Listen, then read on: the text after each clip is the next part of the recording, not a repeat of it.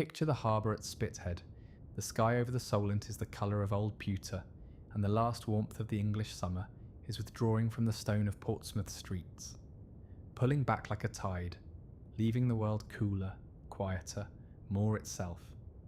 Out on the water, the squadron rides at anchor, 8 ships in formation, their hulls dark with pitch and salt, their gun ports sealed, their rigging alive with the small constant movements of wind. Their names are fine and ringing, names that belong to marble halls and parliamentary dispatches, and the sort of speeches that men give when they're about to send other men to sea. At anchor, HMS Centurion. She was a 60-gun fourth-rate ship of the line, and Commodore Anson's own command. Among her were the Gloucester, the Severn, and the Pearl. Capable ships, all of them. Ships that had seen service and carried men who knew what they were doing. And the little sloop Trial, quick and light, a scout and a runner, and riding low among them, lower than the others, her flanks carrying the memory of her former life as a cargo ship. A 6th-rate man of war. Her name was the Wager.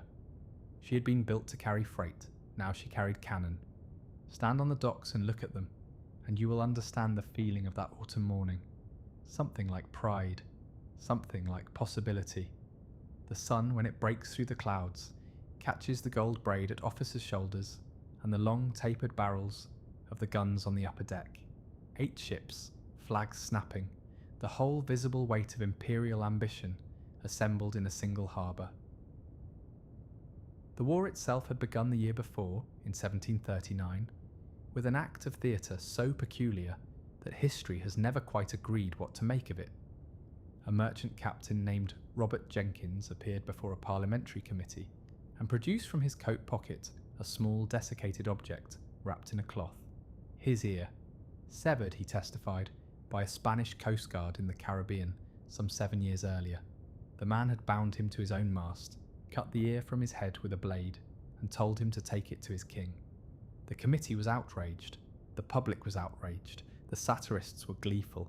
The Prime Minister, Walpole, who had spent 15 careful years keeping Britain out of war with Spain, and who knew, with the resigned clarity of a man who has studied both empires and ledgers, that wars are far easier to begin than to end, Britain declared war on Spain, and the men who thought in great oceanic terms began to think about the Pacific. They thought about silver, the silver that came in rivers from the Spanish mines in Peru and New Spain, crossing the Pacific in the holds of a single great galleon each year, from Manila to Acapulco, the richest commercial voyage in the world. For a century, British privateers and admirals had dreamed of intercepting it. Drake had come close. Now the dream became a plan, and the plan became Commodore George Anson. Anson was a careful, competent, and not particularly imaginative man, which is to say he was nearly the ideal officer for the British Navy of his era.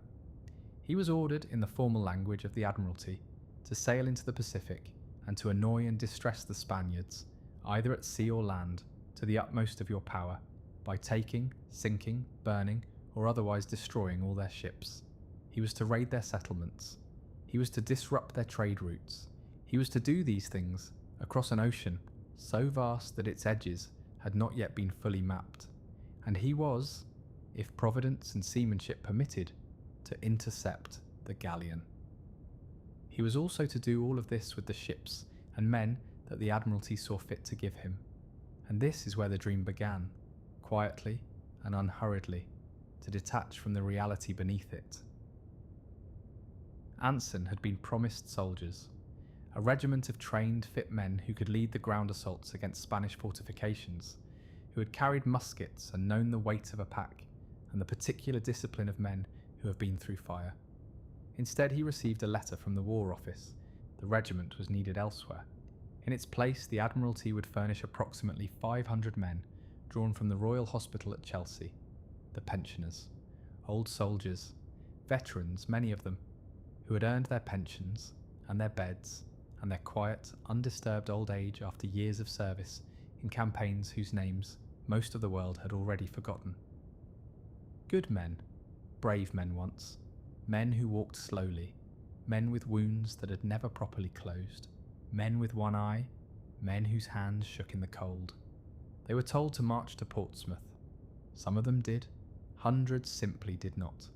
They vanished into the English countryside along the road south, not deserting in any dramatic sense, not running or hiding, just quietly ceasing to march, turning off down a lane, sitting on a wall in a village square and not getting up again, choosing the certainty of a cold and ordinary English autumn over the certainty of something else, something they understood with the animal clarity of men who have survived enough to know what danger smells like. The Navy accepted those who arrived. There was nothing else to do. There were also pressed men, landsmen some of them, who had never in their lives felt the long, slow lean of a ship in a swell. Men pulled from dockside taverns and the margins of towns. Men who were handed a ship's biscuit and a hammock and a place below decks, and told that they served His Majesty now. So the squadron that rode at anchor in Spithead on that September morning, the 8 ships, the flags, the gold braid, the cannon catching the autumn light, was, beneath its impressive surface, already hollowed out, already a shadow of what it had been ordered to be. The Admiralty had given Anson the form of an expedition. The substance was something less. Let us stop for a moment on the Wager herself. She was purchased the year before from a merchant house, an East India man, which is to say, a ship built to carry goods and profit across long, reliable sea lanes, not to fight. She was solid and deep-hulled and capacious, and the Navy had fitted her with 28 guns and told her she was a warship now. She carried the expedition's siege artillery, the heavy cannon that would be needed to reduce Spanish fortifications, to batter down the gates of Valdivia or wherever else Anson intended to go. She carried the small arms and the powder. She was, in the brutal arithmetic of the mission, the storehouse that the whole enterprise depended upon. If she were lost, the expedition would be crippled. Everything the squadron needed to do its work on land was packed into her holds. Her captain was a Scotsman named David Cheap. He was not a villain. This matters. It matters because the story toward which we are slowly sailing is one that history has sometimes tried to simplify, to arrange into heroes and monsters, victims and predators. But David Cheap was none of those things. He was something more interesting and more tragic. He was a human being placed, by circumstance and by his own ambition, in a situation that would require a quality he did not quite possess. He had come from minor Scottish gentry, the younger son of the Laird of Rossi in Fife, which meant he had a name and a lineage and very little money. The estate had not come to him, there were debts. And so, around 1714, he had done what younger sons of impoverished Scottish lairds had done for generations. He had gone to sea. He was good at it. He had spent years chasing pirates in the West Indies, learning the language of wind and current and stars. He was brave. This was never in dispute, even by those who would later despise him. He was a capable navigator. He moved through the wooden world of a ship with the easy authority of a man who had earned his place there over decades. By 1740, he was first lieutenant of the Centurion herself, Anson's protégé.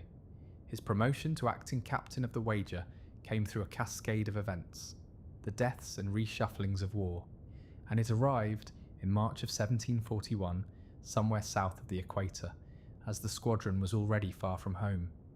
He had never commanded a vessel this large. He put on the authority of the captaincy the way a man puts on a new coat, carefully, precisely, aware that everyone is watching. Those who observed him closely noted something.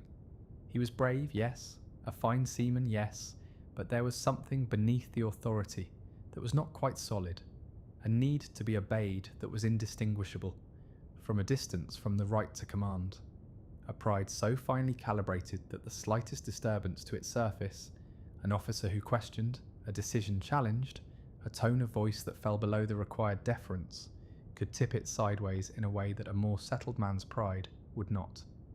He stood on the quarterdeck of the Wager and looked at the squadron around him. He was its captain. He had the commission. He had, at last, the thing he had spent 2 decades working toward. He had no way of knowing what it would cost him. The squadron sailed from Spithead on the 18th of September, 1740. To watch it go was to understand something about the kind of confidence that empires require, a confidence that must, by its nature, be partly performance. 8 ships moving in order, the deep-throated report of a saluting gun, flags against grey sky, the broad water of the Solent opening before them.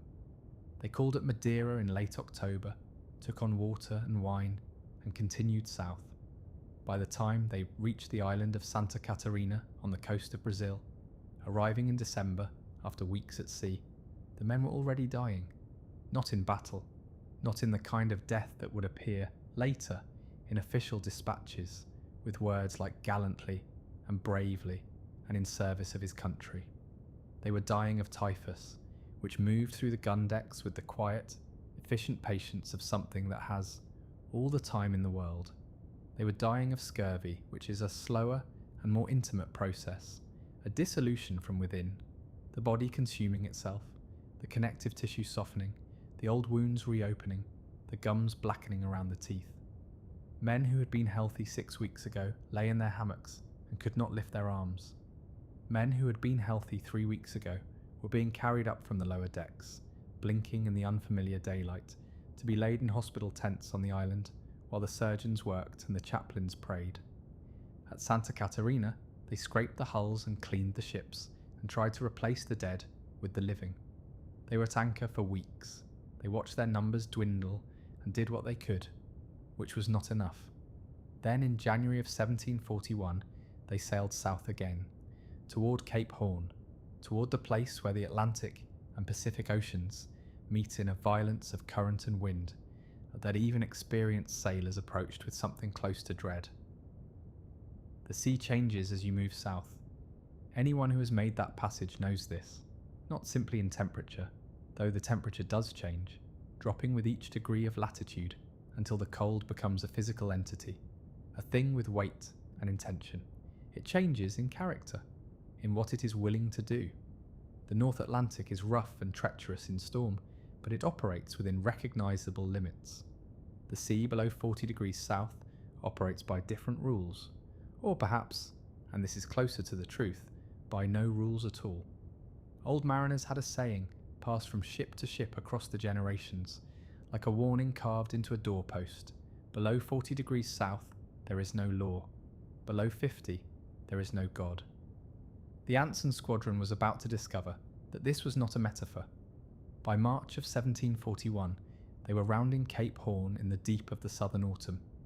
The worst possible season, the storms building upon one another in long grey columns, the sea running in mountains that dwarfed the ships. The wind was not merely loud, it was a sustained living pressure that forced itself against the timber and rope and canvas of a vessel, that pressed against the faces of the men on deck until thought became difficult and the simplest act, tying a line, hauling a sheet, simply standing, required an act of will that lesser men would not have possessed. The squadrons scattered in those storms. Ships lost sight of one another in the spray and the dark. 2 of them, the Severn and the Pearl, turned back. Their captains had decided, in the grey and screaming middle of that ocean, that no prize was worth what lay ahead. They would face courts-martial for this decision. They would also live. The Wager, the great floating warehouse, the ship on which so much depended, was separated from the squadron and pushed northward and eastward, away from the main group alone. Her crew was already broken. Disease had taken 1/3 of the men who had left England. The survivors were gaunt, slow-moving, their bodies beginning the slow betrayal of scurvy. The captain, newly arrived in his role, his shoulder recently injured in a fall on the violent deck, lay below decks being dosed with opiates against the pain. She turned north along the coast of Chile. She was sailing towards something. She didn't know what it was yet. The charts were wrong or incomplete, or both. The coast was unmapped in the places that mattered. The channels ahead wound between islands and rocks with the indifferent complexity of a labyrinth.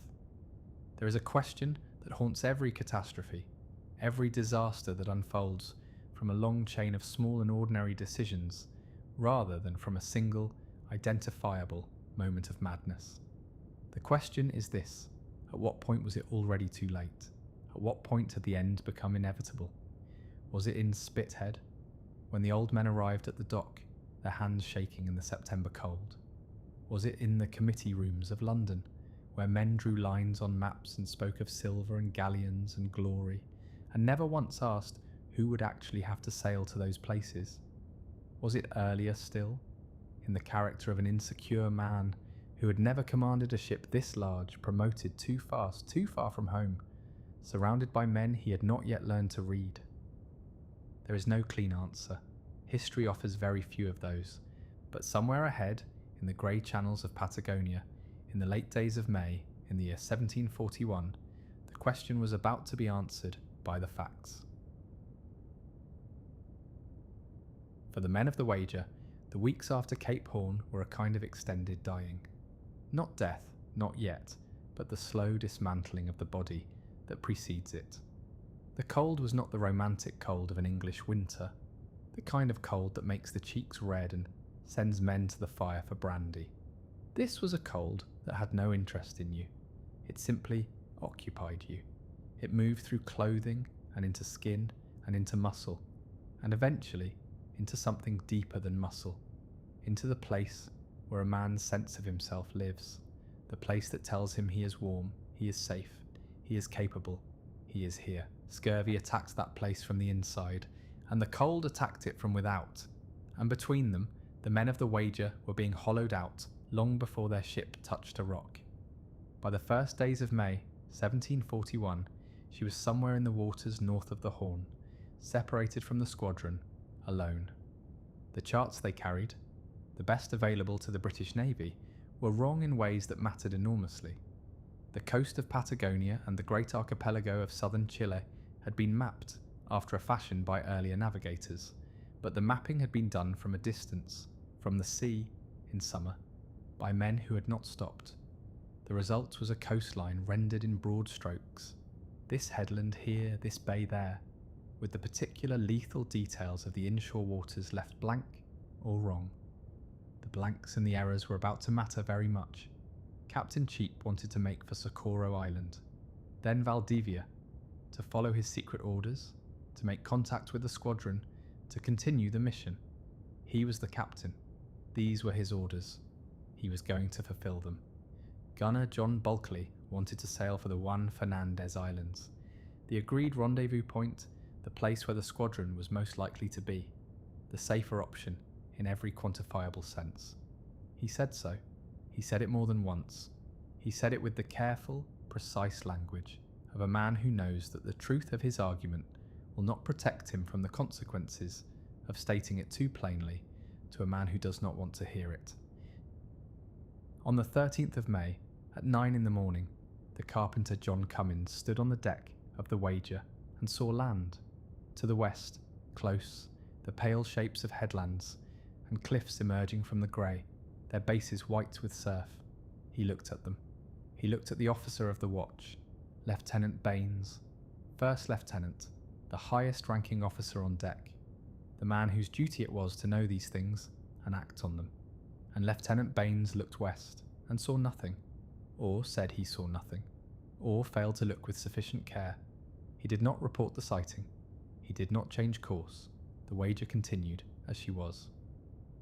What passed through Baines's mind in that moment, whether it was fear of contradicting the captain, or genuine uncertainty about what Cummins had seen, or something else entirely, is not something the historical record can tell us. He was a weak man in a position that required strength, and he occupied it with the particular paralysis of such men, who understand the danger without possessing the resources to act on that understanding. He said nothing. By 2 o'clock in the afternoon, the land to the west was undeniable. The order came to wear the ship, to bring her around, away from the coast, to buy sea room. It was a violent manoeuvre in the conditions they were sailing. The deck lurched. Captain Cheap, who had come up from below, was crossing the quarterdeck when the ship's movement caught him wrong, and he fell. Not a small fall. Down the ladder of the quarterdeck, which in the ships of that era was a significant drop, a staircase designed for fair weather and the measured movements of officers who were not being thrown sideways by the sea. He fell hard. His shoulder was broken or dislocated. Accounts differ, and the distinction matters less than the fact that the captain was suddenly lying on the deck, his face white with pain and shock, his arm hanging at a wrong angle, his voice still giving orders because he was David Cheap, and he would not stop giving orders until he was physically incapable of it. He was taken below. He was given laudanum, opium dissolved in spirits, the 18th century's answer to serious pain. The dose required to manage a broken shoulder in those conditions was substantial. He lay in his cabin, and the ship continued without him, in the gathering dark, toward a coast that no one aboard fully understood. At 4:30 in the morning of the 14th of May, the ship struck. There was no warning, not in the way that warning is usually understood, a building sound, a visible threat. There was the sea as it had been, the ship as it had been, the darkness and the wind, and the men at their watches, and the men in their hammocks trying to sleep through the cold. And then there was the impact. It came up through the hull like a blow from below, a shuddering, grinding concussion that threw men from their feet and from their hammocks, and that made the whole structure of the vessel speak in a way that timber is not supposed to speak.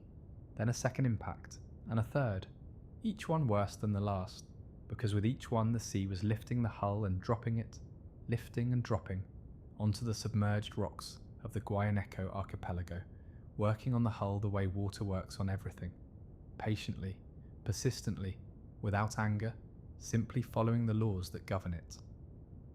The tiller was broken on the second impact. The ship was no longer steerable. Bulkley was on deck within minutes. In his journal he would record the experience with the compressed precision of a man who has spent his life at sea and knows that a ship's final moments are not romantic. She struck, bilged and grounded between two small islands. Between two small islands. That is what the Wager had found in the dark. Not open ocean, not a single rock, but a narrow passage between land masses, and she had threaded into it and found the bottom, and now the sea was working on her. Water entered the lower decks. The men who were sick, the men who had been lying in the cable tier and the hold for weeks, too weakened by scurvy to climb, could not get out. Some of them managed, some of them did not. The precise number who drowned in the hull that morning is not known, because in the chaos of a ship striking, there is no one to count. The sea counts. The sea is very accurate. The hull was being driven by the surf and the wind toward land. Bulkley and a seaman named John Jones managed the sails, steering not with the broken tiller but with the sails themselves, using them to push the ship's bow towards the shore while the bottom ground away beneath them. It was seamanship of the highest order, performed in darkness, in surf, on a ship that was actively dying under their feet. The Wager came to rest on a beach. Not comfortably, not intact, but on a beach which was better than what might have been. Of the 250 men who had left England, 145 made it to the shore. The shore was an island. No one knew its name. No one in England had ever been here. The charts showed only the vaguest suggestions of this coastline, and none of them showed this particular narrow beach, this particular patch of Patagonian ground, where the survivors of HMS Wager now stood in the grey light of a Patagonian dawn, looking at what was left of their ship.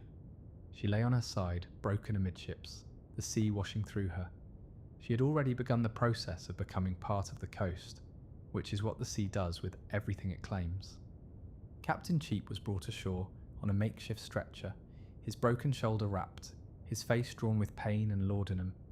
He had been captain of the Wager for less than 2 months. He stood on the beach of an island with no name and looked at the remains of his ship and the men arrayed around him in various states of shock and injury. And whatever he felt in that moment, grief, guilt, fury, the particular terror of a man who has been catastrophically wrong and knows it, he did not show it. He began, immediately, and with evident effort, to be the captain. This was David Cheap, broken shoulder, foreign shore, the wreck of his command on the rocks 30 yards out, and he began giving orders. The men, for now, obeyed. They had no alternative. They were a long way from England. They were a long way from anywhere. Wager Island is not a place that wants to be inhabited. This should be said plainly at the outset, so that everything that follows can be understood in its correct context. The island occupies a patch of the Guayaneco archipelago at approximately 47 degrees, 40 minutes south latitude. which places it, if you need a reference, well below the southern tip of New Zealand, in a latitude that the Southern Ocean treats as its own particular territory. The trees on Wager Island are dense and low and dark, their roots spreading sideways through soil that is too thin and too wet for anything to grow tall. The interior is bog and ravine and thicket.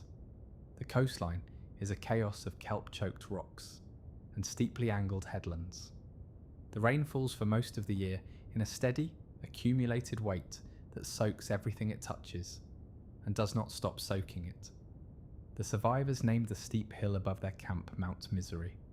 This was not whimsy, this was accurate reporting. The first hours on the beach were a version of order. Cheap was issuing commands, men were obeying them, the longboat was being used to ferry supplies from the wreck, and it was possible, briefly, narrowly, in the way that necessity sometimes imposes a temporary structure on chaos, to believe that they were managing this, that the shipwreck was a problem that could be solved with British naval discipline and sufficient effort. Then someone found the spirit room. The spirit room of a Royal Navy ship carried the squadron's alcohol, wine, rum, brandy, the daily ration that was, in an era before safe drinking water, a genuine medical necessity as much as a privilege. It was the most eagerly guarded store on any vessel, precisely because men would always, given the opportunity, drink far too much of it. The opportunity had now arrived. The wager was broken open.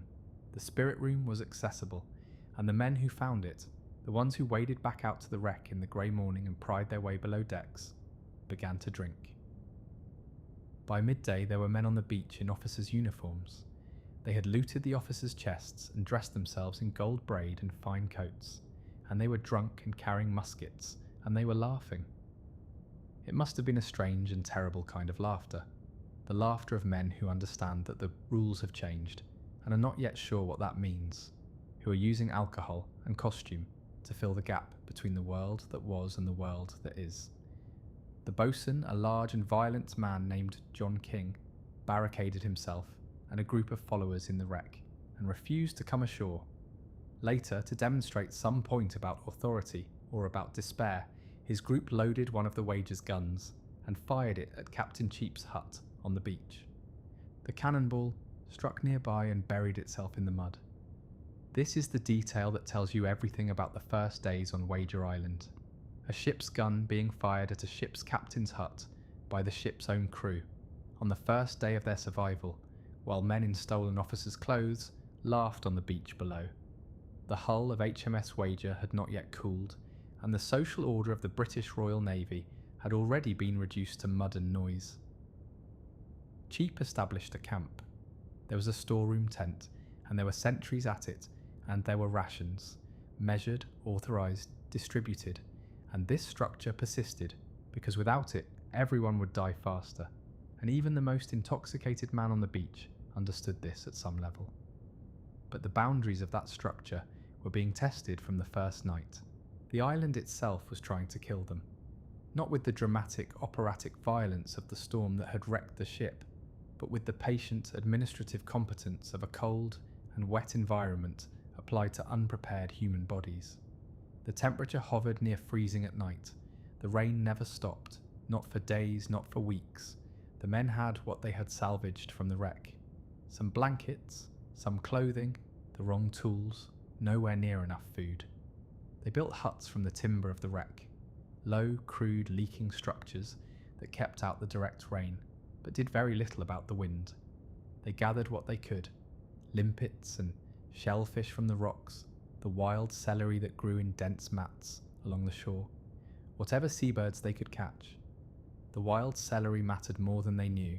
It was rich in vitamin C, and the men who ate it were, without understanding why, buying themselves time. Scurvy does not kill quickly. It is not that merciful. It is a slow withdrawal of the body's ability to maintain itself. The connective tissue softens, the gums recede, teeth loosen in their sockets, old wounds that had healed years ago reopen, as if the body has decided to rescind its own repairs. Men who had been scratched or cut or injured in previous years found those injuries returning to them, the scars going soft and tender, and then wet, the body literally undoing its own history. In the weeks after the wreck, scurvy moved through the camp like a quiet, invisible tide, and the men who refused the wild celery, because it tasted of nothing good, because it was the food of a desperate place, because pride sometimes works against survival, declined faster than those who ate it. The Kaweskar people arrived in canoes. They were a nomadic people of the channels, dark-haired and compact, their skin and hair coated against the cold with seal fat, their canoes made of bark and remarkably manoeuvrable in the chaotic waters of the archipelago. They had never seen Englishmen. They brought with them food, shellfish, seal meat, fish, that they offered with what the survivors' accounts describe as generosity. Byron, who was 17 years old and not yet hardened to the particular customs of desperation, wrote of them with genuine warmth. They camped near the survivors for some weeks. They built shelters that actually worked against the Patagonian weather, structures that the English sailors, with their naval skills and their total ignorance of this environment, had not managed to build for themselves. They fed people who were starving. And then, because some of the sailors harassed their women, because the particular aggression of men with no future is not easily contained, they took their canoes and they went away, and the source of food and warmth and practical knowledge that they represented went with them. Byron would write of this later with barely concealed anguish. He knew what it had cost. The number of survivors on the island was diminishing. In those first weeks, men died of exposure, of starvation, of the injuries sustained in the wreck, of the scurvy that had been building since the Horn. They died in the huts and outside the huts and in the mud between the huts. Each death reduced the labour force available for the tasks of survival, which increased the burden on the living, which accelerated the dying, which is the mathematics of a slow disaster. A man named James Mitchell, a carpenter's mate, described in the accounts with the careful, restrained language that men of the 18th century used when they wished to call someone a murderer without the legal exposure, took a group of perhaps 10 men and armed themselves and occupied the higher ground. They became what Bulkeley's journal calls the seceders. They came down to the store tent for their rations, and they came armed, and no one quite had the authority or the resources to stop them. On Mount Misery, the steep hill above the camp, a body was found, then another. The cause of death was not recorded, or not recorded by anyone who survived. Byron believed Mitchell had killed them. History has not been able to confirm or deny this. So the island had its own order now. Cheap's Camp, with its rationed stores and its sentries, and its diminishing population of sick men. Mitchell's armed faction on the high ground. The wreck of the Wager slowly breaking apart in the surf, releasing a little more of its timber and its stores with each tide. And above all of it, the rain. The constant, geological, impersonal rain. The rain that soaked the firewood before it could burn, and the food before it could be eaten, and the clothing before it could dry, and the letters and papers that men had brought from England, in the belief that they would one day send them home. There is an account, preserved because a man wrote it down, because Bulkeley was a man who always wrote things down, of the sounds of Wager Island at night, the wind in the trees, the surf on the rocks, the sound of sick men in the dark, their breathing rough, their movements slow, and under everything, the rain. It was, Bulkeley wrote, a most dismal and uncomfortable place. This is the 18th century's version of understatement. The 18th century was very good at it. Captain Cheap gave orders. He ordered rations distributed. He ordered sentries posted. He ordered floggings for theft. Sentences of hundreds of lashes, pronounced and sometimes carried out. He ordered a man he judged insubordinate to be exiled to a barren islet offshore, a punishment whose cruelty was made plain when the man was eventually found starving and near death.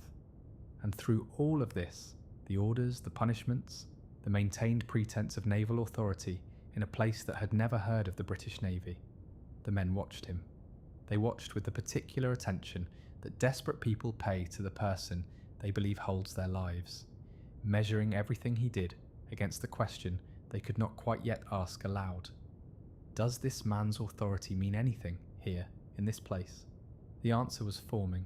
It was forming in the freezing mud and the rotting huts and the ration tent and the grey sky that gave back nothing. it would be given voice eventually by a gunner named John Bulkeley. But not yet. First, there was a boy named Cousins. Henry Cousins was 20 years old, give or take. He had come aboard the Wager as a midshipman, a junior officer's rank, a stepping stone, the position from which young men of promise were supposed to climb toward lieutenancies and commands of their own. He was described by those who knew him as good-natured and cheerful in ordinary circumstances, and as argumentative and reckless when he had been drinking. He was the sort of young man that ships of that era produced in quantity, without prospects on land, trained to the sea, brave enough to have survived what had already happened, not yet wise enough to survive what was coming. He was not by any account a revolutionary. He was not mounting a political challenge to the authority of Captain Cheap. He was a hungry young man on a starving island, and he was angry about his rations, and he said so too loudly, which is a distinction without much practical difference when the man who controls your rations also controls your fate. The immediate dispute was about food. The purser, a man named Thomas Harvey, responsible for the stores, and Cousins fell into an argument about the ration. What exactly was said is not recorded with enough precision to know who was right about the quantity or the accounting. What is known is that the argument grew heated, and that Harvey produced a pistol and fired it, and that the shot went wide, and that Cousins was not hit. The sound of the shot reached Captain Cheap. Lieutenant Hamilton, the marine officer, appears at this point in the accounts. The secondary figure at whom history has never looked quite carefully enough, because what he did in the next few moments, and why he did it, is not fully explained by anyone. He went to Captain Cheap. He told him that Cousins was coming, was already approaching, to mutiny. Whether this was a deliberate lie, a genuine misapprehension, or some calculation made in the confusion of the moment, is not something the surviving accounts can resolve. Hamilton said what he said. Cheap heard what he heard. He came out of his hut with a loaded pistol. Bulkeley's account of what followed is the most detailed, and it is worth dwelling on for a moment. Not in its specific words, which copyright and distance from the original text make impossible to render exactly, but in its shape, its sequence, its terrible speed. Cheap came out. He asked where Cousins was. The captain put the pistol to the young man's face without asking him anything, without a question, without what happened or explain yourself, or any of the other words that might have intervened between the rage and its consequence. He fired. The ball entered Cousins' cheek and did not exit cleanly. He did not die immediately. These things, in the 18th century, almost never happened cleanly. He was laid in a wet, cold space. The surgeon was not permitted for some days to see him properly. Accounts differ on whether this was an explicit order from Cheap or a failure of authority, which amounts to the same thing in its effect.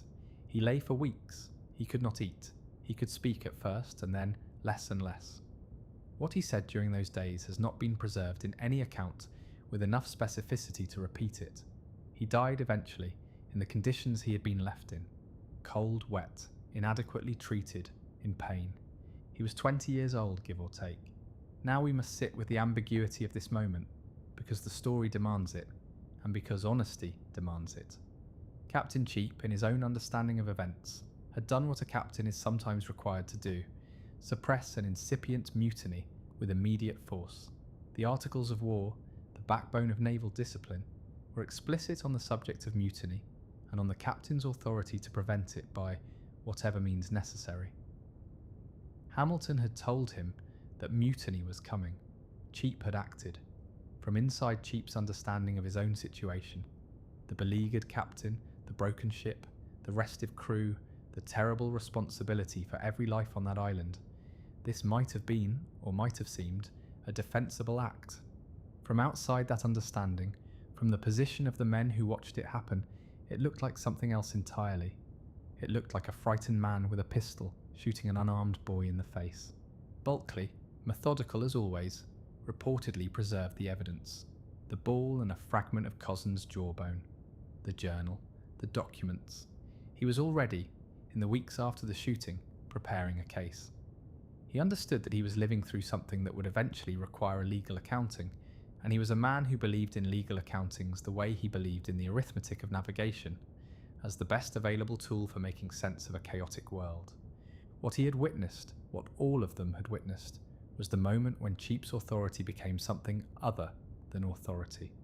There is a kind of command that is earned, that rests on competence and judgment, and the moral standing that comes from demonstrating, in the moments that matter, that you have weighed your people's survival against your own interests and chosen their survival. And then there is the other kind, the command that rests only on rank, and on the threat of what happens to those who disobey it. Before the shooting of Cozens, David Cheap had some portion of the first kind. Men had obeyed him, when they obeyed him, because they were not yet certain he was wrong. After the shooting, he had only the second kind. He had the gun and the rank and the order, and he had nothing else. And on an island 3,000 miles from England, that turned out not to be enough. What the men on Wager Island had just witnessed was the central problem of power made visible. Authority, in any settled society, depends on a web of agreements, on the courts and the laws and the institutions that stand behind any individual who holds rank, giving that rank its meaning. Strip those institutions away, leave the rank holder on a beach at the bottom of the world with a broken ship and diminishing stores and a crew that is slowly dying. And what remains? What is a captain when there is no navy behind him? What does an officer's commission mean when the ship that made it valid is lying broken on a reef? These were not, in the autumn of 1741, abstract philosophical questions. They were the questions that John Bulkeley was beginning to think through with the systematic care of a man who understood that his life and the lives of the men around him depended on getting the answer right. He had watched Cozens die, he had written everything down, and he had begun to build the argument that would define the rest of the story. John Bulkeley kept a journal. This is the first thing to understand about him, and in some ways it is the most important thing. In an era before photography, before recording, before any of the technologies that let us capture moments as they happen, a journal was a legal document as much as a personal one. Mariners were required to keep logs, officers kept journals, but Bulkeley's journal was something more deliberate than professional record keeping. It was a defence being constructed while the trial was still in progress, a case being assembled while the events it described were still unfolding around him. He wrote down what Cheap said and when he said it. He wrote down which men were present at which conversations. He wrote down the weather and the rations and the condition of the sick. He preserved, reportedly, physical evidence, the bullet, a fragment of the jawbone. He was, in the most precise sense, building something. The journal tells us what kind of man Bulkeley was, and the kind of man the journal reveals is not simple. He was deeply, sincerely religious, a man who believed that his actions would be weighed against scripture, and that the weighing would matter. He was pragmatic to the marrow, a gunner, which is to say, a warrant officer of the lower deck, a man who had spent his career maintaining weapons and understanding the physics of force, who thought in terms of what would actually work rather than what ought to work. He was respected by the common sailors with the particular depth of respect that men reserve for someone who is genuinely competent, whose orders are worth following because he knows what he is talking about. He had, in the weeks since the wreck, emerged as the person that men came to when they had a problem they needed solved. He had also, by now, worked out the argument. The argument rested on a body of law that Bulkeley understood with the care of a man who had spent years living under it and had reason to pay attention to its exact terms, the King's regulations, the Articles of War, the customs and conventions that governed what the British Navy was and how it operated. He knew these documents the way a man knows the structure of a building he lives in, not as an abstract, but as a series of specific spaces and passages and walls.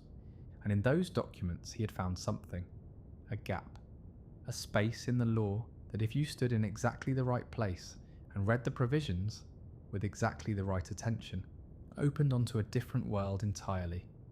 The argument, in its simplest form, was this: a captain's commission was valid for a specific ship. When that ship was wrecked, the commission ended. When the commission ended, the men's obligation to the captain, an obligation that was defined in legal terms by their being crew of that ship, receiving pay from the Navy for service on that ship, also ended. They were no longer, in any precise legal sense, subject to naval discipline. They were free men, British subjects with the rights that British subjects possessed, including the right to determine how best to preserve their own lives. It was a remarkable argument, not because it was obviously right. Legal scholars who have examined it since have not agreed on whether it was actually a correct reading of the relevant statutes, but because it was made at all. Because Bulkeley had the presence of mind, on a starving island at the edge of the world, with a shooting fresh in his memory and a tyrannical captain in his hut, and the Patagonian winter pressing down on everything, to reach for the law, to argue not simply that Cheap was wrong, but that Cheap had no legal standing from which to be right or wrong, to frame a mutiny as something that, properly understood, was not a mutiny at all. There is a later comparison that historians have made, and it is worth stating here. Bulkeley's argument about the rights of free men to determine the course of their own survival, and the limits of authority over those who have not consented to it, is not entirely unlike the argument that would eventually be made, some 35 years later, in a document composed by men who had never heard of HMS Wager. The parallel is imperfect, it always is, but it is there. The longboat of the Wager was still intact. It was a vessel of perhaps 30 feet, large enough by the desperate arithmetic of survival to be worth thinking about seriously. Cummins, the carpenter whose expertise with timber was the most practically valuable skill on the island, proposed that it could be enlarged. He had the tools, the wood. The wreck was providing wood continually, each tide releasing a little more, and the knowledge. What he needed was permission and men. Cheap refused to authorise the work. He did not want the longboat enlarged as a vehicle for going south and east through the Strait of Magellan, as Bulkeley proposed. He wanted to go north, to find the squadron to continue the mission, to be the captain he had been commissioned to be. He believed this was still possible. He believed, or needed to believe, that the war and Anson's expedition, and the orders in his cabin, still applied to the men on the island. This was the precise nature of his delusion. Not that he was a monster, but that he was a captain in a situation that had already unmade captains, still trying to apply the instruments of one world to the conditions of another. The men began building the speedwell anyway. Not all of them, not at once. There was a period of negotiation and confrontation that unfolded over weeks, in which Cheap alternated between threatening the builders and conceding to them and then threatening again, in the manner of a man who knows he is losing an argument but cannot find the place where he is wrong. The carpenter Cummins worked. The men who believed Bulkeley was right worked. The longboat was extended at the bow and stern, decked over, fitted with masts, transformed slowly from a ship's boat into something that might be capable of the voyage that Bulkeley was proposing. Meanwhile, on the 2nd of August, 1741, a paper was produced and signed. It was written in Bulkeley's hand, and it stated in the formal and careful language of a document that is intended to be evidence that the undersigned had considered their situation and had determined that the only course consistent with their survival and their lawful rights as free British subjects was to sail through the Strait of Magellan to the Atlantic and thence to Brazil. It named the date and the latitude, a desolate island on the coast of Patagonia, in the latitude of 47 degrees south, with the precision of a man who wants the historical record to know exactly where this happened, and that he was not ashamed of it. The signatures below were numerous. They included officers and common sailors. They did not, obviously, include Captain Cheap. When the paper was presented to him, Cheap stood very still for a moment, and then he said, "I am still your commander, so let every man go to his tent." And every man went to his tent, which suggests that the situation was not quite as simple as Bulkeley's argument made it, that authority, even eroded authority, even authority that has shot an unarmed young man in the face, retains some pull over the men who have spent their lives inside it, like a magnetic field that persists even after the magnet has been damaged. But the paper existed, the men had signed it, the speedwell was being built, the negotiation had become irrevocable, even if Cheap could not yet see it. On the 9th of October, armed seamen entered the captain's hut and bound him. They told him he was a prisoner, to be taken to England and tried for the murder of Henry Cousins. He did not fight them. His shoulder was still damaged, his body still compromised by months of island privation, and perhaps, in the very deepest part of him, the part that could not be addressed by rank or commission or the rules of the Navy, he already knew. He had 4 days to wait before the Speedwell was ready to sail. The 13th of October, 1741, 4 months and 29 days since the Wager struck her rock in the pre-dawn darkness. The Speedwell lay at anchor in the shallows off the beach, and she was the most improbable vessel any of them had ever seen.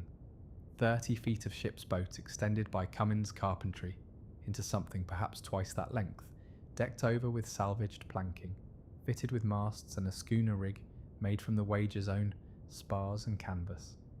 She was an act of desperation made physical. She was also, evaluated honestly, not enough ship for what she was about to be asked to do. The Strait of Magellan in October was not a place for a vessel of this size in any ordinary world, but ordinary worlds were not available. 81 men were going to leave on the Speedwell, a small cutter would accompany her, and the barge, approximately 19 or 20 were staying. They were staying because they believed that Cheap was right, or because they did not believe Bulkeley's route would work, or because they were too sick to move, or because the island had, in some difficult way to articulate, already claimed them. They gathered on the beach in the grey morning and watched the preparations. David Cheap was among them. He had not been permitted to go or had refused to go. The accounts differ, and the difference matters less than the result, which was the same either way. He stood on the beach of the island with his damaged shoulder and his diminished authority and his small remaining company, and he watched 81 men prepare to leave. 2 days before the departure, something unexpected happened. The sails of the Speedwell split. This was not sabotage. The canvas was old, salvaged from a wrecked ship, already damaged by months of Patagonian weather. It was simply what happened to damaged canvas in high wind. Bulkeley sent the barge back to the island for spare canvas and supplies. Among those who were still aboard the barge, who had boarded with the intention of departing, were 2 midshipmen, John Byron, 17 years old, and Alexander Campbell. They had believed, had been led to believe, or had convinced themselves to believe, that Captain Cheap would be brought aboard at the last moment, that Bulkeley did not intend to abandon him here. When the barge returned to the island and Cheap was clearly not being brought, they got out. They chose to stay with the captain. Byron's own account of this decision is carefully written 30 years later by a man who had become a distinguished naval officer and who had many reasons to present his past self in the best possible light. But even through that careful self-presentation, something genuine comes through. The sense of a young man for whom loyalty to his commanding officer was not simply professional obligation, but something closer to a moral commitment. Something that could not be dissolved by the arguments Bulkeley was making, however legally valid they might be. Cheap had shot a man. He had failed catastrophically as a navigator and a commander. He was stranded on an island at the bottom of the world, and Byron stayed with him anyway. This is the detail that breaks the neat moral geometry of the story apart every time someone tries to assemble it. If Bulkeley was simply right and Cheap was simply wrong, Byron should have gone. He did not go. He stayed with the wrong man for reasons that had nothing to do with being wrong. Bulkeley's journal contains a farewell to the captain, written in the days before departure, that is one of the genuinely remarkable passages in the literature of survival and betrayal.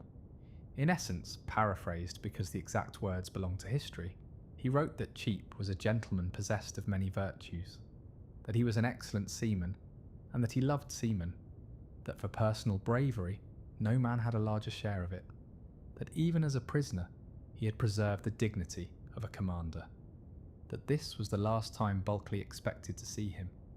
Read this now across the 3 centuries of distance and ask yourself what it costs a man to write this. He had just participated in the overthrow of the person he was describing.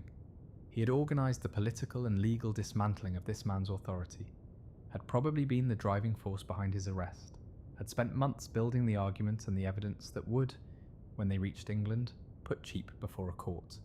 And he wrote that Cheap was a man of many virtues who preserved the dignity of a commander even in captivity. Perhaps it was sincere. Perhaps it was the legal calculation of a man who knew that excessive cruelty toward his defeated opponent would not play well in an English court. Perhaps it was both of those things, which is usually how sincerity works in complicated situations. Bulkeley was not a simple man, and his journal is not a simple document. This is part of what makes it worth reading. The Speedwell cast off, 81 men in 3 vessels, moving out through the kelp beds and into the channel. David Cheap stood on the beach and watched them go. The accounts from his party are sparse. Fewer of them survived, fewer wrote at length, and the ones who did write had complicated reasons to shade their own narratives. But we have Byron's account, and in Byron's account there is a moment, not dramatic, not theatrical, when the Speedwell and her companions passed out of sight around a headland, and the beach was quiet, and Cheap was standing there with the rain on his face, and the island around him, and his remaining company of 19 or 20 men, many of them sick, most of them frightened. He had his orders still technically, he had his commission technically, he had the flag of his rank, the rights of his office, the authority of the crown. He had an island in Patagonia, he had a barge and a yawl, he had 19 cold frightened men. He set his jaw and he began to give orders. This was David Cheap to the end of it. You can read this as heroism or as pathology, and probably both readings contain something true. The man who clings to his formal authority when everything around him has declared that authority meaningless is a figure that history tends to treat harshly. But there is also something in that refusal to collapse, something that the island, the cold, the rain, the lost ship, the departed crew could not quite break. That deserves a more complicated response than contempt. He was going to try to get his remaining men out. He was going to fail for a long time, and then eventually he was going to succeed. But that is another part of the story. The Speedwell was already gone around the headland, carrying 81 men toward the most dangerous maritime passage in the world. The Strait of Magellan is one of the great navigational passages of the world, connecting the Atlantic and Pacific Oceans through a 500-mile channel of alternating fjords, narrows and open reaches, flanked by the mountains of Chilean Patagonia to the north and the wind-swept plains of Tierra del Fuego to the south. It was the route around the tip of the Americas before the Panama Canal, used by ships that could not face the open Drake Passage to the south. It was a safer option than the open Horn, but safer is a relative concept in these waters. In summer, the Magellan runs with violent katabatic winds, the willy-waws, sudden squalls that drop off the mountains with no warning, reaching hurricane force in seconds, capable of dismasting a vessel or driving it onto rocks before the crew can respond. In October, the southern spring, these conditions are beginning to ease, but they have not eased enough. Not for a vessel the size of the Speedwell, carrying 4 times the number of people she was designed to carry, her decks crowded with men who were already weakened by months of island survival. Bulkeley's journal records the first days with the compressed urgency of a man writing under active threat. The seas were the largest he had ever seen, the wind constant, the Speedwell straining at every joint. They were threading through a labyrinth, channels that narrowed without warning, headlands that appeared out of squall and fog, the water changing depth beneath them in ways that no chart adequately conveyed. They were navigating by observation, and by the accumulated knowledge of a gunner who had spent his life at sea, and by the grace of a chain of correct decisions that had to be made quickly, correctly, and without the possibility of undoing a wrong one. Within 2 weeks, 10 men were dead. They came to a place where 11 men asked to be put ashore.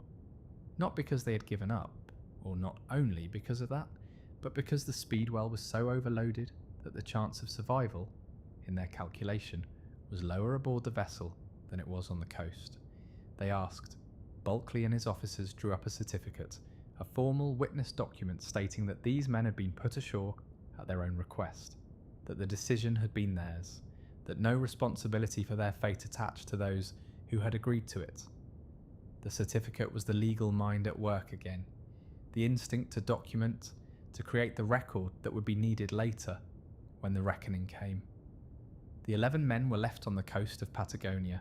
Bulkley sailed on. Later, south of what is now Buenos Aires, on the long north-running Atlantic coast, 8 more men were put ashore, or left, or the accounts are deliberately vague about the distinction. One of them was named Isaac Morris. His story would eventually rejoin this one, in England years later, carrying its own weight of suffering and accusation. But that is later. The Speedwell drove north. The men were dying of starvation. The food had nearly run out, and of exposure, and of the diseases that had been working on them since before the wreck. Bulkley recorded the condition of the survivors with a steady, unflinching eye. They were, he wrote, miserable objects, scarcely 15 of them able to crawl, their bodies reduced to frameworks. Men who had been strong sailors 6 months ago could not stand unassisted. The sea that had been their world for decades was now simply their executioner's waiting room. And still they drove north. There is a detail in Bulkley's account that has stayed with me since I first encountered it.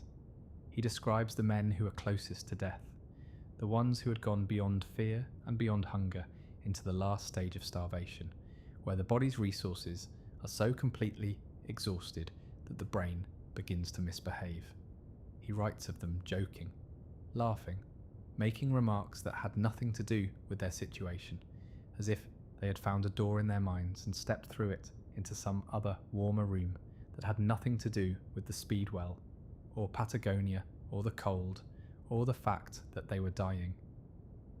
He did not romanticize this. He recorded it with the precise attention of a gunner who wants the measurement to be accurate. He did not say they died happily. He said they laughed and then they died. The human mind's final act of mercy toward itself, perhaps, to find an exit from what cannot be endured, to go somewhere else for a little while. The Speedwell reached the mouth of the Rio Grande on the coast of what is now southern Brazil on the 28th of January, 1742. They had been at sea for roughly 15 weeks, had travelled somewhere near 2,500 nautical miles. 81 men had left Wager Island on the 13th of October, 1741. 30 arrived in Brazil. One of those 30 died within days of landing, from wounds that the arrival had come too late to save. The Portuguese authorities at Rio Grande did what people have done since the beginning of time, when confronted with a boatload of survivors from the edge of the world. They fed them and housed them, and looked at them with a particular expression that is somewhere between horror and compassion, and that belongs to the face of someone who is trying to comprehend what the people in front of them have actually been through. The 29 who remained were treated with great generosity. They were allowed to recover. Eventually, they made their way to Rio de Janeiro, and eventually from there to Lisbon, and eventually from Lisbon to England. Bulkley and most of his group arrived at Spithead on New Year's Day, 1743, 3.5 years after the squadron had sailed from that same harbour in its blaze of flags and optimism. Bulkley arrived carrying his journal. He had protected it on the Speedwell with the same care that a navigator protects his charts, as the most important document aboard, the thing that must survive because without it the voyage cannot be accounted for. He arrived knowing that a court-martial was coming, that Cheap would eventually return, that the story of what had happened on Wager Island would eventually be submitted to the judgment of the British Navy, and that his journal was his defence, his evidence and his testimony. He arrived also as something that nobody who met him would have had a ready category for, a man who had survived the Strait of Magellan in a converted ship's longboat, in winter, with 2/3 of his people dying around him, and had brought 30 of them home. A man who had done the thing he said he was going to do. He was 37 years old. He had the rest of his life ahead of him. He had absolutely no idea what the Navy was going to decide to do about it. David Cheap had 19 men, possibly 20. The accounts differ by one in either direction, which is itself a measure of how little certainty the situation permitted. He had the ship's barge and the leaky, aging yawl that the Speedwell's carpenters had not bothered to repair when they had left because the yawl was not worth repairing. He had his orders, his secret orders from the Admiralty, directing the Wagers Company to make for the coast of Chile to support Anson's operations against the Spanish. He had a broken shoulder, still not fully healed. He had a young midshipman named Byron, and a marine lieutenant named Hamilton, and a surgeon named Walter Elliot, who was one of the more capable men in the remaining party. He had the plan that he had always had, to sail north along the coast and find the squadron, or make contact with the Spanish settlements on the Chilean coast, whichever came first. He set about executing this plan in early November 1741. The weather explained, immediately and thoroughly, why Bulkley had not thought this was a good idea. The coast of Chile and Patagonia runs roughly north-south, and the winds in that region in those seasons run roughly south to north, which means that a vessel trying to sail north is sailing into the wind, which is the slowest and most punishing thing you can ask of any ship. The barge and the yawl were not designed for open ocean coastal sailing. They were ship's boats. They were built to go a few hundred yards from a vessel to a shore and back. They were being asked by a man who had run out of alternatives to sail hundreds of miles in conditions that professional explorers with proper ships had described as nearly impassable. They failed to round the first major headland north of the island. The wind drove them back. They tried again. The wind drove them back again. At night, conditions were worse. The darkness absolute, the sea unmarked, the rocks invisible until they were very close. During one of these nights, a boat was swept away from its anchorage, and a man drowned. The simple attrition of a situation that does not want you to succeed. The boats could not carry all the men. This was the calculation that Cheap could not escape. At various points, men were left on beaches, left with muskets and what supplies could be spared, with promises that the boats would return, with the understanding that there was simply no room. When the boats returned, sometimes the men were there, sometimes they were not. 4 Marines were left on a stretch of coast while the boats fought for sea room. When the party came back for them, they were gone. No bodies, no sign, just an empty beach in Patagonia, and 4 more names to account for when, if, they ever reached somewhere that such accountings were made. By February of 1742, 4 months after the Speedwell had left, Cheap's party had retreated back to Wager Island. They numbered 13. One of those 13 died within a day of reaching the beach, finally overcome by what the journey had done to his body, which left 12. Then the canoes arrived, 2 or 3 bark canoes, moving through the kelp beds, with the ease of vessels that belonged to those waters. The Kawiskar people, the same nomadic canoe folk whose generosity had briefly sustained the original camp, and whose departure had contributed to the earlier crisis, had returned, or a different band had come. Among them was a man who would later be identified in Byron's account as Martin Oleta, a chief, or a figure of authority, who had some contact with the Spanish settlements to the north, and who spoke enough Spanish that the surgeon Elliot could communicate with him in a halting, effortful exchange of words. Elliot spoke Spanish. This was one of the few advantages Cheap's party had possessed all along, and it now became the pivot on which everything turned. Elliot and Oleta negotiated. The terms were simple. Oleta and his people would guide the survivors north, through the channels, to the Spanish settlements at Chilo, in exchange for the barge and whatever iron goods the English had remaining. Iron was valuable in this world. Tools, nails, hardware, the material of which practical objects were made. The barge was also valuable, a vessel of a size the Kawiskar did not possess and could not build. The deal was struck. The boats were disassembled where necessary, portaged overland across the Taitao Peninsula, reassembled, and the party moved north in a convoy of bark canoes and ship's boats threading through the labyrinth of channels that only Oleta and his people knew how to navigate without disaster. It was not a comfortable journey.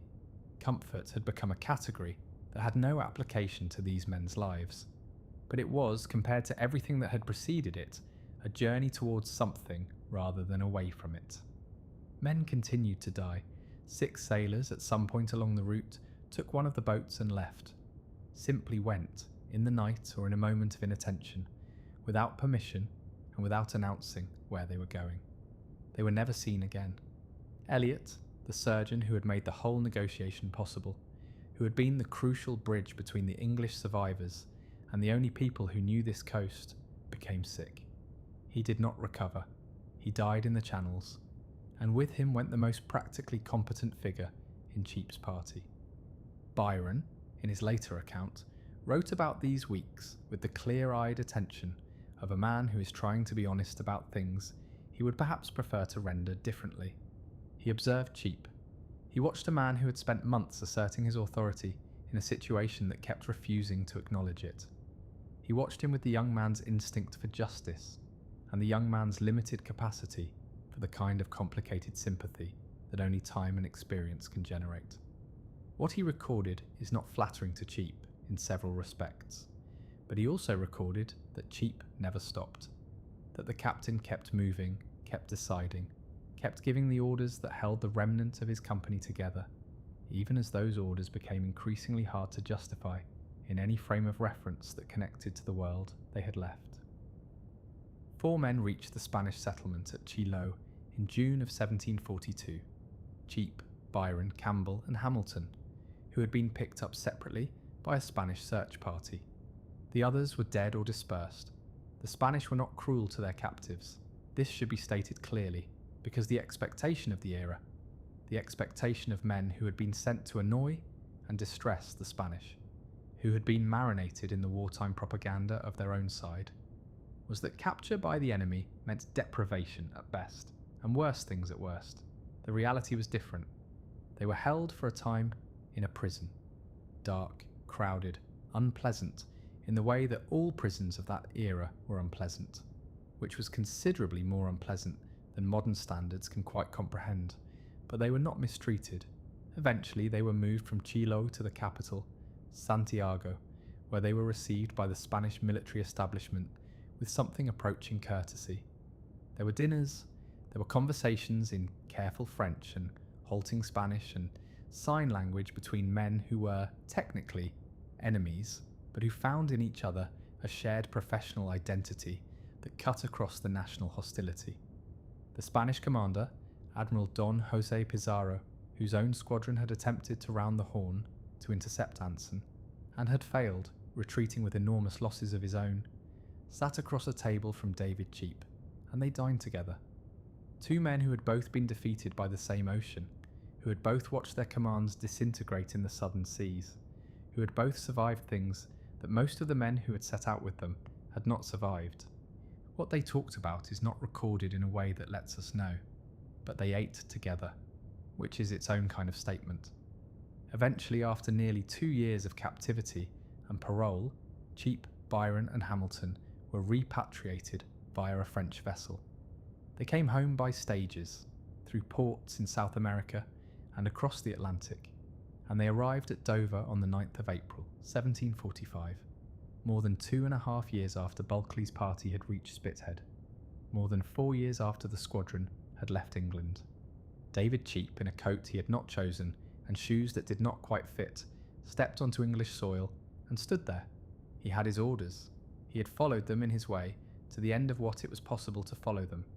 He had sailed a mission that had been destroyed before it began, had commanded a ship that was already half broken when he got it, had survived a wrecking and a winter on a Patagonian island and the loss of almost all his men, and had found his way home. He was alive. He had, as yet, no idea what England had decided to make of that. In 1743, John Bulkeley published a book. He had been back in England for 6 months. The court-martial that everyone expected had not yet happened. The machinery of naval justice was not in a hurry, and there were other wars and other priorities, and the men of the Wager were not the most pressing matter before the Admiralty in that year. So Bulkeley did what Bulkeley always did. He made use of the time available to him. He prepared his case. The book was called A Voyage to the South Seas in the years 1740, 1, and it was published under his name and the Carpenter Cummins name jointly, and it presented their journal, the document that Bulkeley had maintained so carefully throughout the wreck and the island and the voyage of the Speedwell. as the honest record of what had happened. It was not modest, it was not designed to be. It was a polemic as much as a memoir, a legal document as much as a narrative, a careful construction by a man who understood that the story of HMS Wager was going to be told, and who intended to be the one who told it first and most persuasively. The book sold. The reading public of 1743 had a particular appetite for maritime adventure, for tales of survival against impossible odds, for the kind of narrative that let a person sitting in a warm English room experience at a controlled distance the world at its most extreme. Bulkeley's book provided all of this. It also provided, in its careful assembly of evidence and argument, a portrait of Captain David Cheap as the principal villain of the story, the man whose vanity and violence had cost the lives of most of the Wager's crew. Cheap was still in Chile when the book came out. He was not available to respond. The competing accounts arrived in stages, each one adding another layer to the argument that the survivors were waging with each other across pamphlets and parlours and the careful conversations of men who understood that reputation was the only commodity they had left. Alexander Campbell, who had returned to Cheap on the island and sailed north with the captain's party, who had eventually made his way home via Spanish captivity and arrived in England the same year as Cheap, wrote his own account. It contradicted Bulkeley's in significant ways. It accused Bulkeley of self-interest and manipulation. It presented a version of the mutiny in which the gunners' legal arguments were simply a cover for personal ambition, in which the suffering of those left behind on the island was partly the consequence of Bulkeley's decisions. Isaac Morris, one of the men marooned on the South American coast by the Speedwell, eventually made it back to England in 1746, after years of captivity among the Tehuelche people and then the Spanish, and his account added yet another perspective, another set of accusations, another version of events in which the choices made aboard the Speedwell had consequences that Bulkeley's book had not fully reckoned with. Each account was true in the way that all personal accounts of shared catastrophe are true, as a record of what it felt and looked like from one position, in one body, with one set of fears and interests and prior relationships.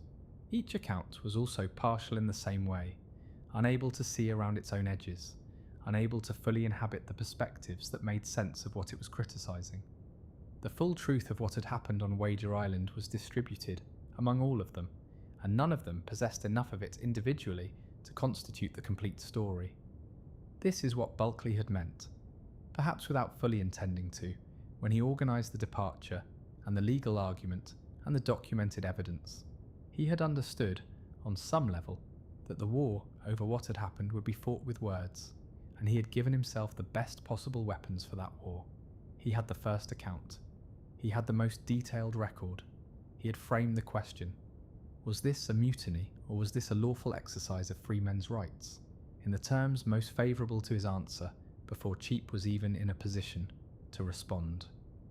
When Cheap arrived in England in April of 1745, the book had been in circulation for 2 years. The public had, to a significant degree, already decided. The court-martial convened on the 15th of April, 1746, aboard HMS Prince George, riding at anchor in Spithead Harbour. This was, in the formal structure of naval justice, a proceeding of the utmost seriousness. The loss of a king's ship required a court-martial as a matter of legal requirement, not as punishment, but as accounting, a formal inquiry into what had happened and why, and who bore responsibility. The panel was chaired by Vice Admiral Sir James Stewart. It included senior officers of rank and experience.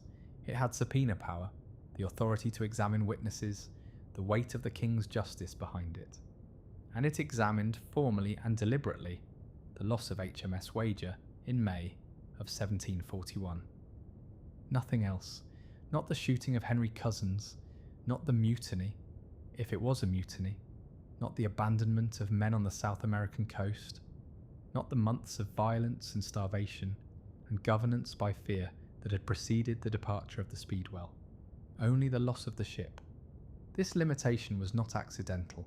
It was the result of a calculation, a delicate, careful, political calculation of the kind at which the British Admiralty had long been expert. The Navy needed the court-martial to resolve the Wager affair, but it did not need the court-martial to open all the questions that the Wager affair contained. The question of whether Cheap had shot Cousins with justification was a question the Navy was not equipped to answer without creating problems it could not afford. The question of whether the mutiny had been legally justified was a question whose honest answer might undermine the foundations of naval discipline. Neither of these questions was asked, formally and on the record. Cheap was asked by the presiding officer whether he had any charges to bring against any of the officers or men he had commanded. He could have said yes. He could have named Bulkley, named Cummins, named every man who had signed the paper of the 2nd of August and left him on that beach. The mutiny charges were there to be brought. He did not bring them. Some accounts suggest this was the advice of his legal counsel, that pressing a mutiny charge would require him to defend the shooting of Cousins, and defending the shooting of Cousins on the record might result in something worse than acquittal. This is plausible. Cheap was a man who had survived things that had required considerable adaptability, and declining to bring a charge that might end in his own ruin was the kind of adaptation that made sense. So the court-martial examined the loss of the Wager and found that Captain David Cheap had done his duty to the best of his ability, and that the loss of the ship was attributable to the circumstances of navigation and weather rather than to negligence or misconduct. He was acquitted. The officers were acquitted. Bulkley, Cummins, and the men of the Speedwell were acquitted. Lieutenant Robert Baines, who had been on deck when Cummins sighted land on the 13th of May, 1741, who had not reported it, who had not ordered the ship to anchor, was reprimanded. This was the Admiralty's verdict on the specific, attributable failure that had most directly contributed to the wreck. Everyone went home, but the Admiralty was not entirely done with the lesson. Something had been revealed by the Wager affair, a gap, a vulnerability, a place where the law's intention and the law's actual text had turned out to be dangerously different. Bulkley's argument that the loss of the ship ended the captain's authority and the crew's obligation to the Navy had been legally plausible enough that no one had been willing to test it in court, which meant it remained plausible, which meant it could be used again. George Anson, who by 1747 had reached the highest levels of naval administration and was effectively rebuilding the Royal Navy after the humiliations of the War of Austrian Succession, moved to close the gap. He supported the passage of an act that extended naval discipline explicitly to crews of ships that had been wrecked, lost or taken, continuing their pay and their obligation to the Navy's authority, even after the ship itself was gone. The loophole that had made the Wager mutiny arguable was sealed. It was a quiet piece of legislation. It did not announce itself as a response to a specific event. It simply changed the law, so that whatever John Bulkley had done in 1741, no one could do it again with the same legal cover. This too is how empires work. They absorb the lessons of their disasters and encode them into their systems, and the disasters become invisible, buried in the amended text of statutes that no one reads. The men of the Wager became a footnote in a naval act. The Speedwell became a cautionary tale told in wardrooms.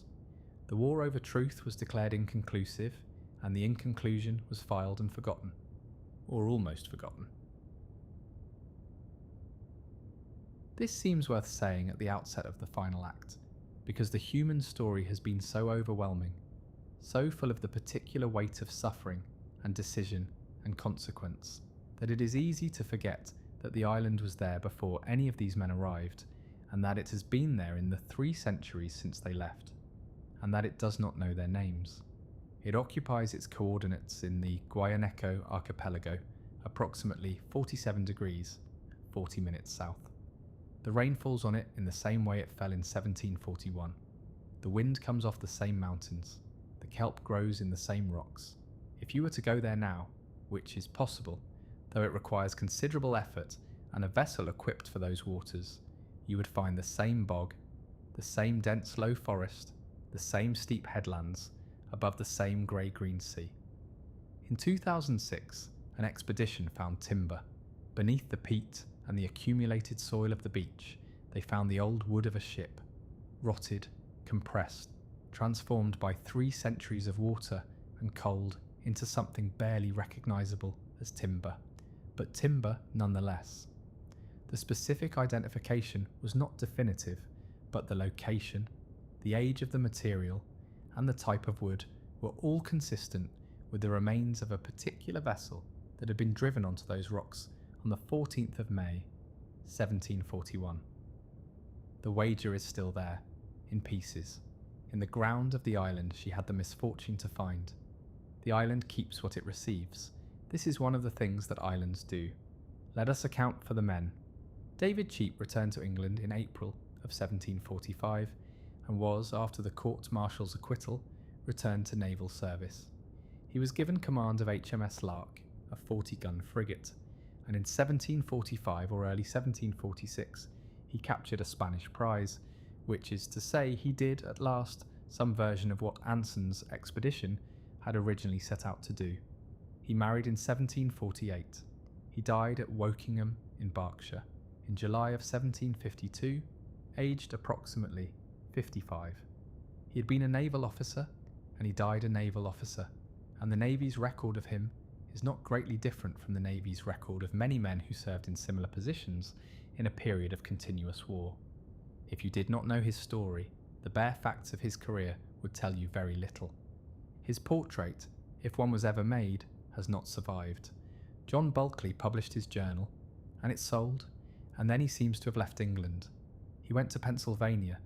He republished an American edition of his journal in 1757, adding Isaac Morris's account of the marooned men. He disappears from the record after that.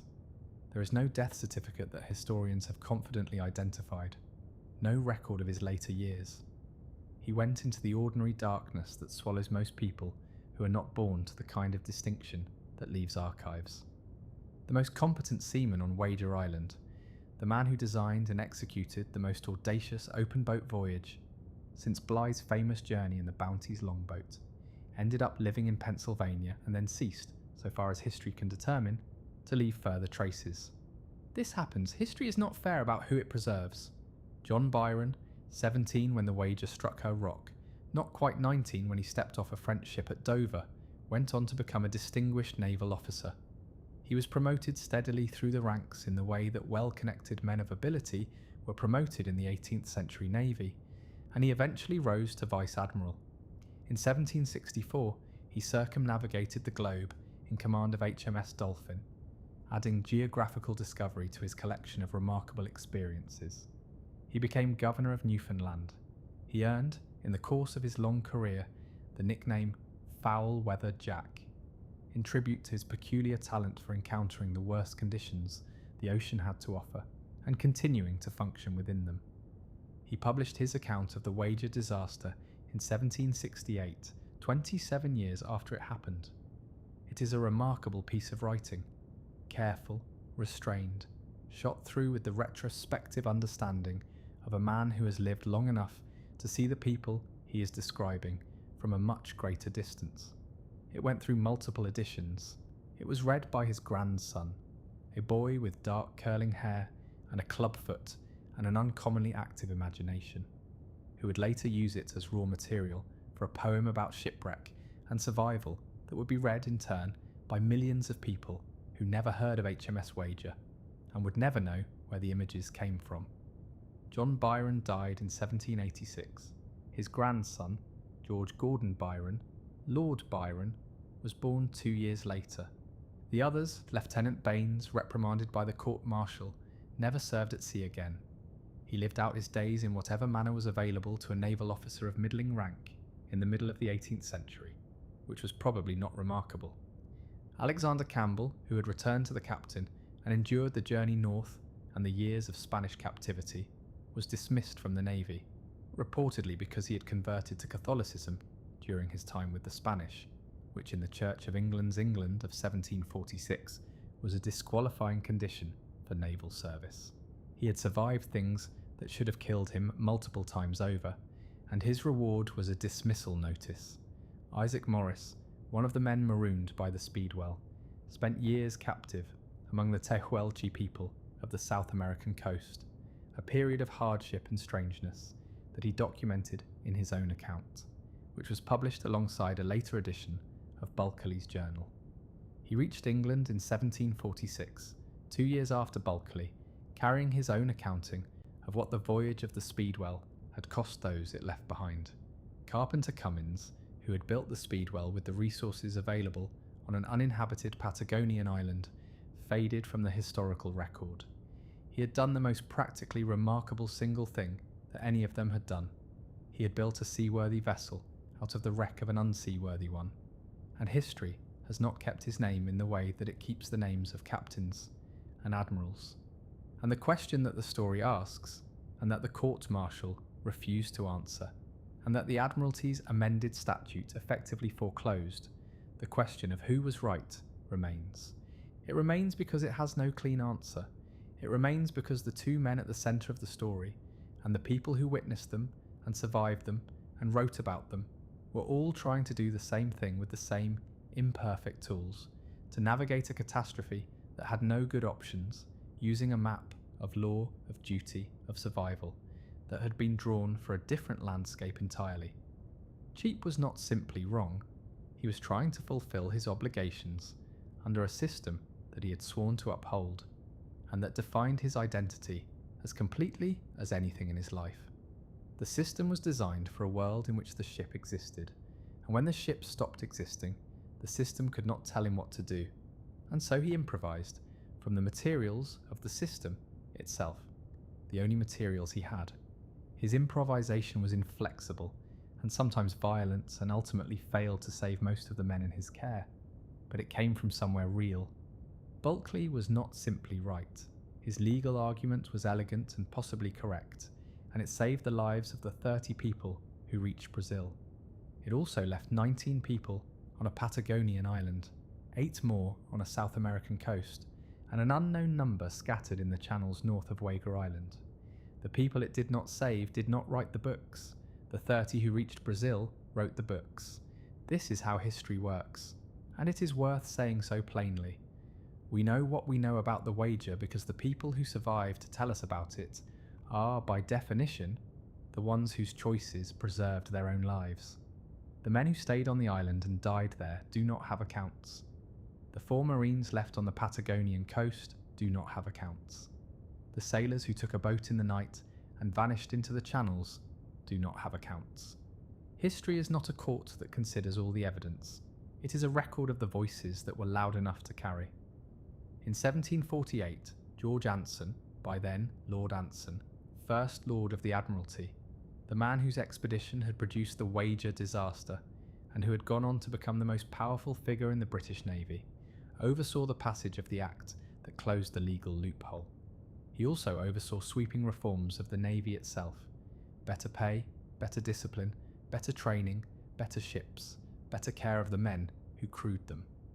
The Royal Navy that fought the 7 Years' War, that established Britain's global maritime dominance across the second half of the 18th century, was in many respects the navy that Anson rebuilt after the lessons of the early 1740s had demonstrated so comprehensively what the old navy could not do. The men of the Wager contributed to that.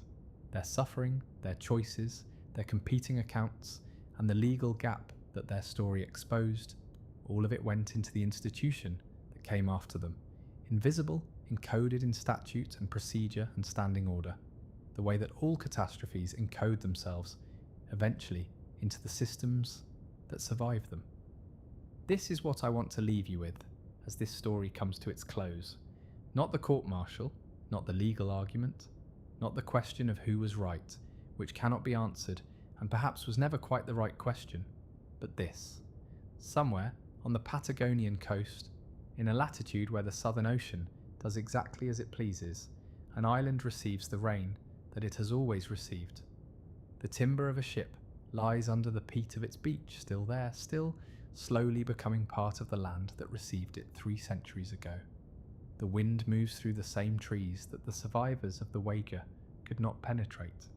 The kelp grows in the same rocks where they gathered limpets and prayed that the wild celery would be enough. The men who were there, the frightened and the brave and the violent and the patient, and the legal-minded and the purely desperate, are gone. Their accounts survive, most of them. Their competing truths survive, partial and partisan, and genuinely valuable. Their story survives because it is the kind of story that human beings find, across any number of centuries, impossible to entirely leave alone. It tells us something about what happens when the structures that organise our lives are removed, when the ship that gives authority its meaning is gone, when the rank becomes just a title and the commission just a piece of paper, when the rain does not stop and the food runs out, and the question of who decides turns out to be one that cannot be answered by reference to any document that anyone brought from home. What happens, the wager tells us, is that people disagree. They disagree with tremendous passion and conviction and occasional violence about whose law applies, whose version of events is accurate, whose survival matters most. They write journals, they file evidence, they make legal arguments in frozen mud. They shoot each other and feel justified in having done so, and they leave each other on beaches and feel justified in that too, and they publish books and accuse each other in print and live the rest of their lives with the weight of what they chose and what they did not choose. They are, in other words, fully human, which is neither comfort nor condemnation. It is simply the truth about what people are, not the truth of the drawing rooms and the parliamentary speeches and the grand missions to distress the Spaniards, but the older, quieter truth that comes out when all of that has been stripped away, and what remains is the rain and the cold and the question of what to do next. The island does not answer that question. The island does not ask it. The island simply receives the rain, as it always has, in the dark latitude where the Southern Ocean runs without limit around the turning world, patient as everything that has no reason to hurry